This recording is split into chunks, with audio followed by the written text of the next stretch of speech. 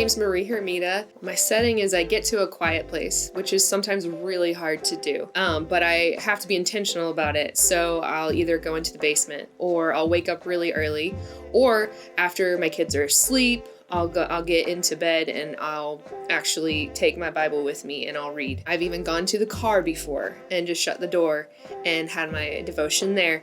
My favorite place to have devotions is out in nature. That's my absolute favorite place to connect with the Lord. I don't always get that opportunity, obviously, but so my favorite place and my favorite setting is alone. I pray, I have to be really intentional when I pray because I'll get really sidetracked. Just to start out with, I know that is a very common thing. At least maybe it's just me, but I think that a lot of people might get sidetracked. And I do that in conversations too. So what I do is I always have a pad of paper right next to me. And if any thought comes into my head that has nothing to do with my conversation with the Lord, I'll write it down real quick and then I'll put the pen down and I'll go and it's out of my mind and I'm able to focus again. But the way that I pray and my conversation with the Lord is literally a conversation. So I'll be like, okay, today I want to talk to you about wisdom. I'm really needing to make some decisions today, Lord, and I really need you to guide me and tell me where to go or how to handle this topic or how to talk to my children or how to discuss this with my husband, how to find friends, or it's different topics and they're very basic. It's not like a huge spiritual all the time thing where it's like, oh, the Lord in heaven, how art thou? And come and speak to me now, that kind of thing. It's just, okay, God, here's what I need. And then the most important part of prayer is listening. I have to listen. And that is really hard for me to do.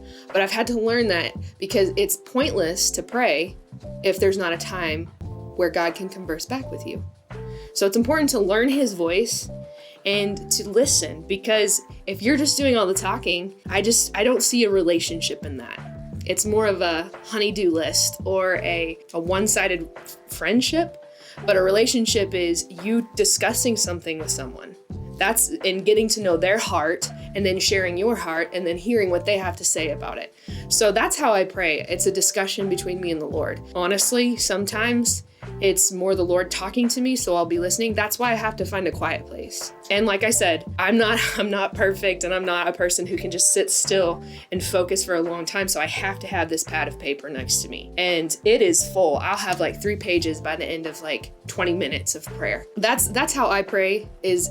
I'm real with the Lord. I don't try to pretend that I'm something that I'm not because he already knows who I am. So that's how I pray. There's several different approaches that I take to reading the Bible because, we're all multifaceted human beings. For my personal, by myself, my devotion with the Lord, I really will just take a verse. It depends on what I'm going through. If I'm struggling with patience, then I'll find a verse and for me personally, if I say, okay, I'm going to read like 14 chapters, I'm not going to get anything out of that personally. Everyone's different. But for me, I have to focus and I have to have a focus of my reading.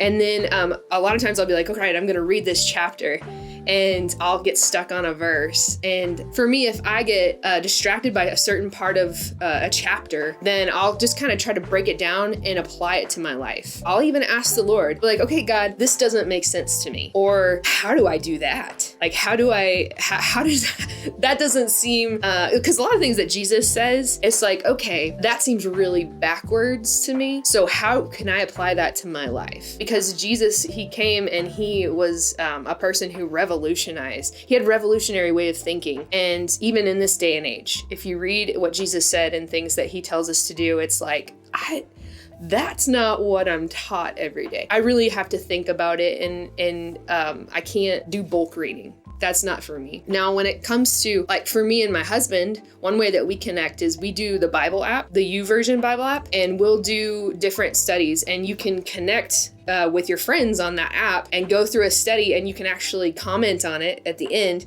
so you can read what they get out of it. It's really cool. And then we talk about it if and when we're able to connect in the day, like at night or in the morning before we leave. We'll just say, hey, this was a really good point. Man, that really convicted me, or that really challenged me here or there. And also I try to read stories in the Bible for me to be able to tell stories to my children. I have worked with children a lot in my life, and so it's good to refresh your memory as a parent. Read stories and say, okay, how can I tell this to my children, and how can this be so cool, and how can they get connected to wanting to read the Bible by hearing these stories and by seeing me pick it out of the Bible and be like, isn't that so cool? So those are kind of different ways that I read the Bible. I don't always write or highlight in the Bible. Like, I don't bring a highlighter. Obviously I have a pen because I always have a pad of paper with me. You know, it's not to say that I don't, because if something really sticks out to me, like when I was on the mission field, I would highlight something and I'd write a little note and be like, this is applying to me in this way. It's really cool to read through. And when you're reading that chapter again, be like, oh my goodness, I remember when the Lord taught me this and that time. Man, look how far he's brought me, how much I've learned, or how I've been able to apply that to my life. So that's one reason that I would go into a quiet time or a Bible time and take my pen and highlight and write, but I don't do it with intention. I don't have a way of doing it like some people do. I think that's really cool, and I think that's really organized, and I wish I was like that, but that's just not how my brain works, so. Honestly, with extra resources, I don't do a whole lot extra because my personality, I'm kind of a person who just wants to sit down and read the raw word of God and allow the Lord to speak to me. Not saying that I've never done it, because there are some books that have absolutely changed my life. If you're looking for something to read extra, man, anything by Francis Chan is incredible.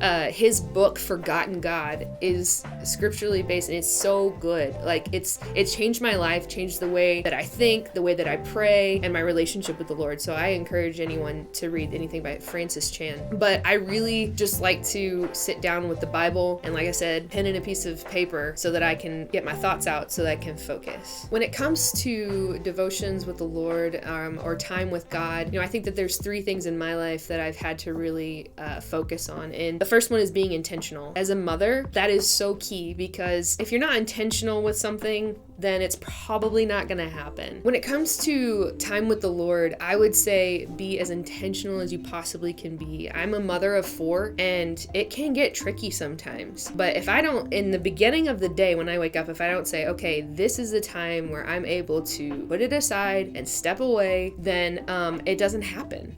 And so if you're not intentional, and it doesn't even matter if you're not a mother, if you're a high school student, or if you're a college student, or if you're in the workforce or whatever, if you're retired even, if you're not intentional, it's probably not going to happen. And the second thing I would say is be adaptable, because as a mom, you know, I'm like, hey, I'm going to wake up at 6:30. Well, my daughter woke up at 6. And so now that's out the window. So be adaptable, and that goes with being intentional, you know, and be adaptable. The third thing is follow through with it, because it's never going to be a bad thing to spend time with the Lord. He gives you grace and he gives you mercy if you fail. It's never going to be a bad thing to spend a lot of time with him. It's never going to be something that you regret. I promise you, it's not. And you know, the Bible, there's so many stories about how people sacrificed and God blessed them. To young mothers out there, or to mothers out there who have 1, 2, 3, 4 kids that are teenagers or kids that are young, sacrifice. Put down your phone for a little while.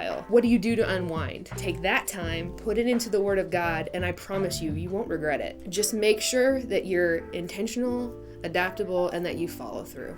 How do I pray? That's how I pray.